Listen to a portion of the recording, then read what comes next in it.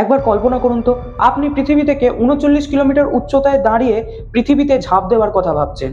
না না, কোনো রকমের হলিউড সিনেমার সিন নয়, বাস্তবেই এরকম একটি দুঃসাহসিক কাজ করে দেখিয়েছিলেন অস্ট্রিয়ার ফেলিক্স বাউমগার্টনার 2012 সালের 14 অক্টোবর। রেডবুলের স্পন্সরশিপে চলছিল দি স্ট্র্যাটস প্রজেক্ট, যেখানে এই ফেলিক্স বাউমগার্টনারকে বায়ুমণ্ডলের স্ট্র্যাটোস্ফিয়ার স্তর থেকে ঝাঁপ দিতে হবে।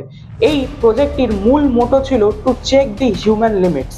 ঝাঁপ দেওয়ার কয়েক সেকেন্ডের মধ্যেই তার স্পিড পৌঁছে যায় ঘন্টায় 1357 কিলোমিটার, অর্থাৎ শব্দের গতিবেগের থেকেও বেশি।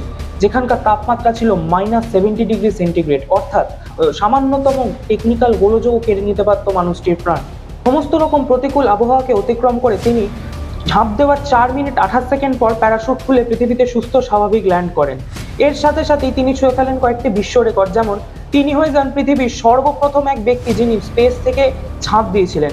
এর সাথে তিনি স্পেস থেকে ঝাঁপ দেওয়ার সময় শব্দের গতিবেগকে অতিক্রম করা প্রথম ব্যক্তি হিসেবে গিনিস বুক অফ ওয়ার্ল্ড রেকর্ডে তার নাম লিখিয়ে ফেলেন। 39 কিলোমিটার উচ্চতা মানে 1,28,000 ফুট, আশেপাশে কালো মহাকাশ, নিচে শুধু পৃথিবী। শুধু একটি রেকর্ডই তৈরি হয়নি, তৈরি হয়েছিল বিশ্বাস, যে বিশ্বাসের দ্বারা মানুষ বুঝেছিল মানুষ চাইলে মহাকাশ জয় অসম্ভব কিছু নয়।